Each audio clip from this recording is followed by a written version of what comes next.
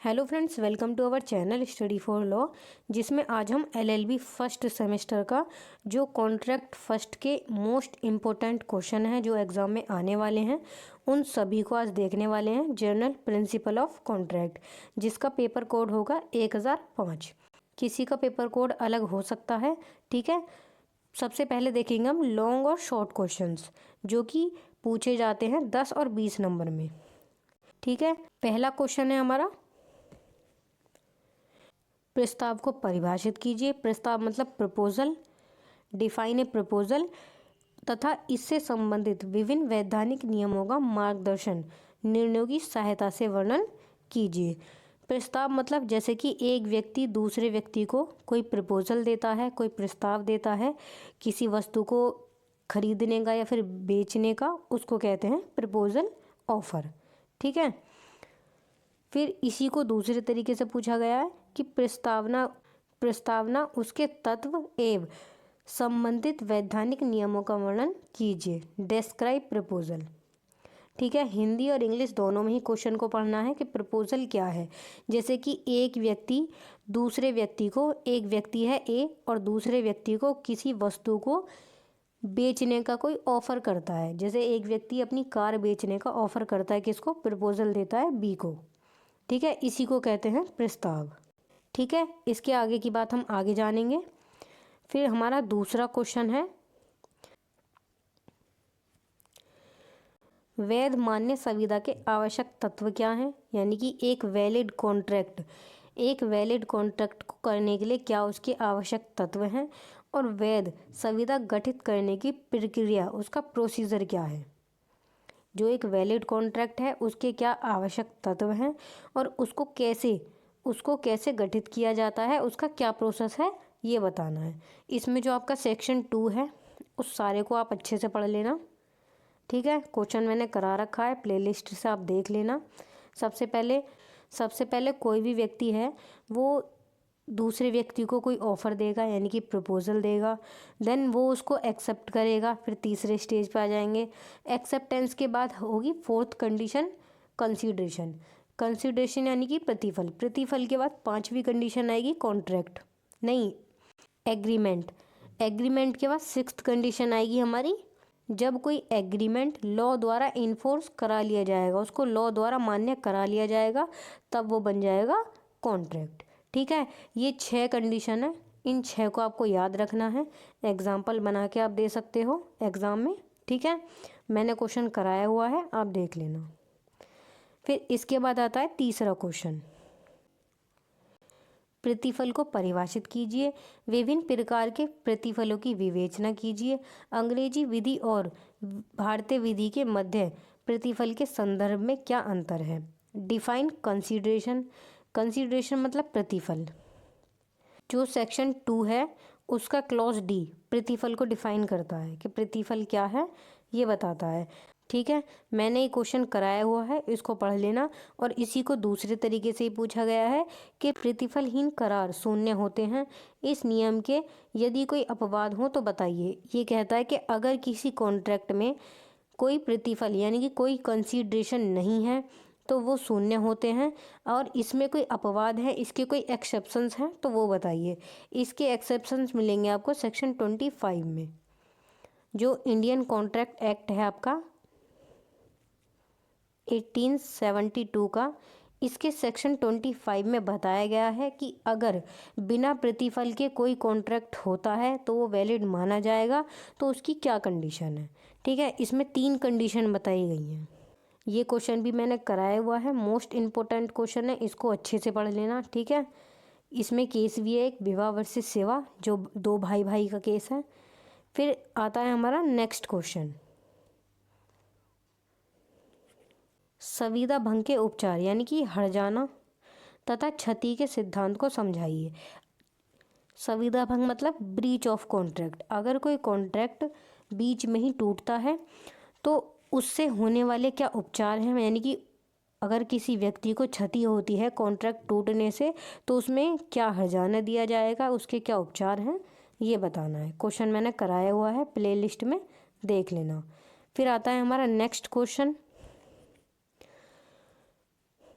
भारतीय संविदा अधिनियम 1872 के उपबंधों के अनुसार सहमति एवं स्वतंत्र सहमति क्या है?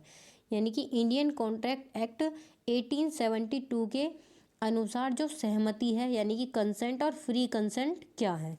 जो कंसेंट है उसको डिफाइन किया गया है सेक्शन 13 में, और जो फ्री कंसेंट है इसको डिफाइन किया गया है सेक्शन 14 में।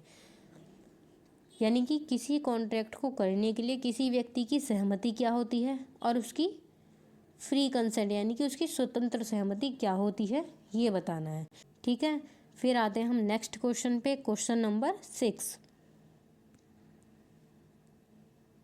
एक संविदा कल्प संविदा ही नहीं है, यह विधि निर्मित एक दायित्व है। उदाहरण तथा न्यूनीतवादों की सहायता से विवेचना कीजिए।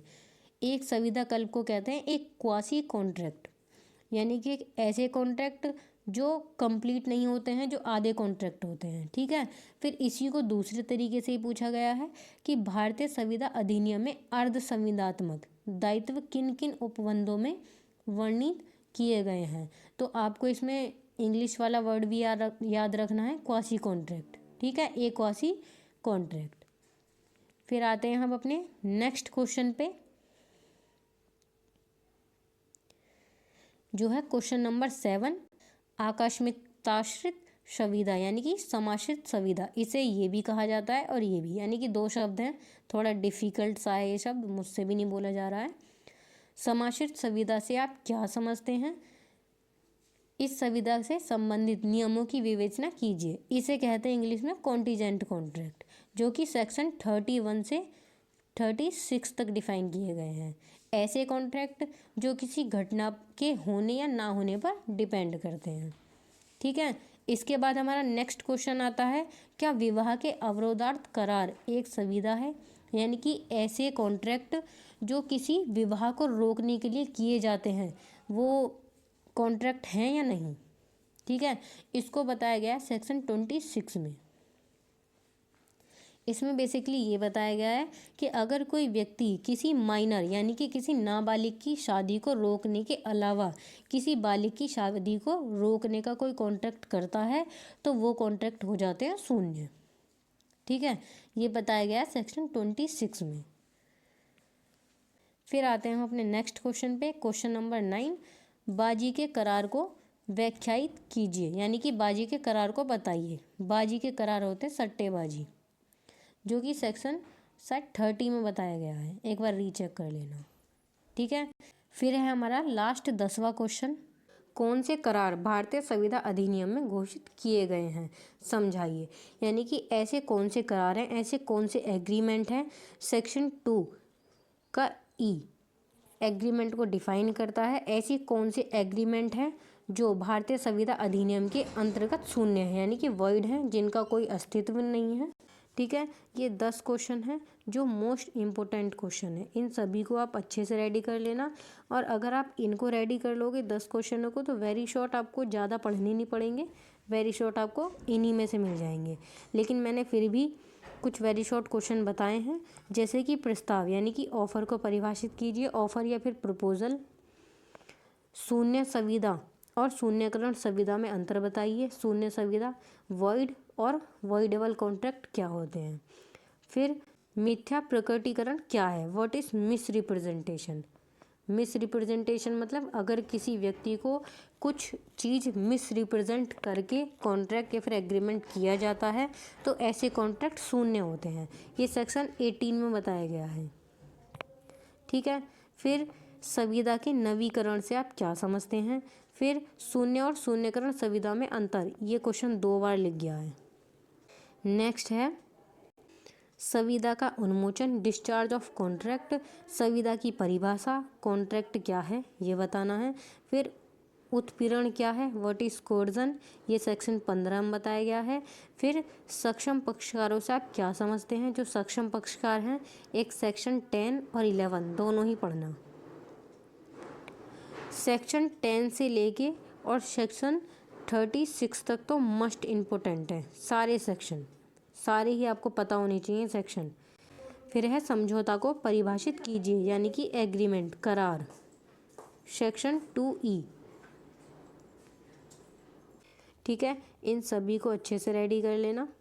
जो आपको 10 क्वेश्चन बताए हैं लॉन्ग और शॉर्ट में, उन सभी को बहुत अच्छे से रेडी कर लेना। अगर वो सारे आपने रेडी कर लिए तो वेरी शॉर्ट तो आपके ऐसे ही हो जाएंगे। ठीक है।